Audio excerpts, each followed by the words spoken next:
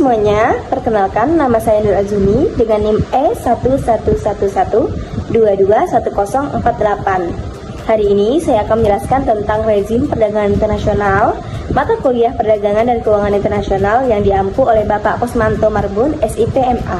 Baik, mari kita lanjut ke penjelasan tentang rezim perdagangan internasional. Yang akan pertama kali saya jelaskan ialah definisi rezim perdagangan internasional. Kali ini saya ambil menurut Krasner. Menurut Krasner, rezim internasional adalah prinsip, norma, aturan, dan prosedur pengambilan keputusan yang implisit atau eksplisit yang menjadi tempat berkumpulnya ekspektasi para aktor dalam bidang hubungan internasional tertentu. Krasner mengusulkan dua definisi lainnya tentang rezim, yaitu neoliberal definition, ada principles, norms, rules, and decision-making procedures that solve market failure problems. Realist definition, principles, norms, and decision-making procedures reflecting the interests of the most powerful states in the system. Internasional memuat peraturan berbasis sistem politik. Aturan mengikuti perjanjian internasional bertujuan untuk mempromosikan dan menstabilkan perubahan ekonomi antar negara, bertentangan dengan aturan nasional yang seringkali memperketat perubahan tersebut. Selanjutnya ada tujuan rezim perdagangan global. Yang pertama ada mengurangi proteksionisme, yang kedua ada mengurangi ketidakpastian dan ketidakterdugaan, dan yang terakhir ada mempromosikan stabilitas global. Selanjutnya saya akan menjelaskan tentang komponen dari rezim perdagangan global.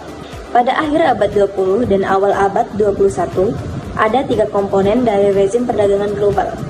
Di antaranya ada perdagangan, peraturan nasional, dan juga perjanjian internasional.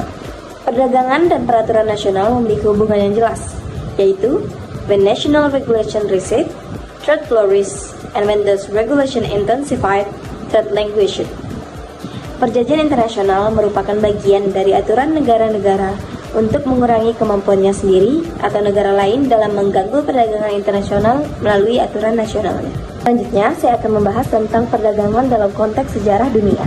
Perdagangan menjadi pusat dari pemasukan dan kekuatan negara-negara seperti Yunani kuno, Mesir Ptolemaic, Florence, dan Jenia.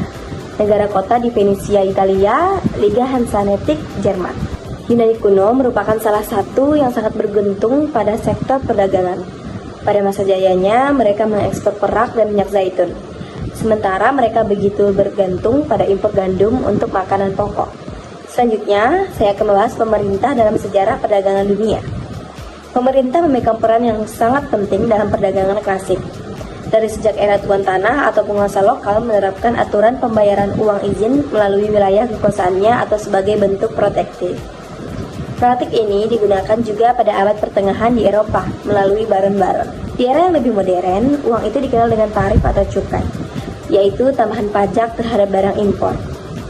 Pada awalnya, penerapan tarif ini sebagai tambahan atau pemasukan, ditambah dengan tujuan melindungi produk domestik terhadap barang asing. Pajak cukai menjadi pendapatan utama negara-negara Eropa di abad ke-18. Lanjut, saya akan menjelaskan tentang perjanjian perdagangan dalam sejarah.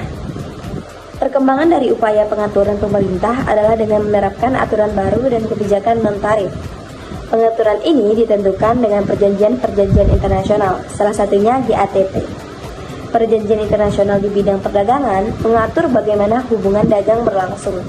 Contohnya, ketika Raja Mesir kuno dan Babilonia sepakat memberikan masing-masing pihak menarik uang cukai bila ada pedagang atau pelancong yang datang ke wilayah masing-masing. Perjanjian internasional juga merupakan bentuk dari diplomasi negara.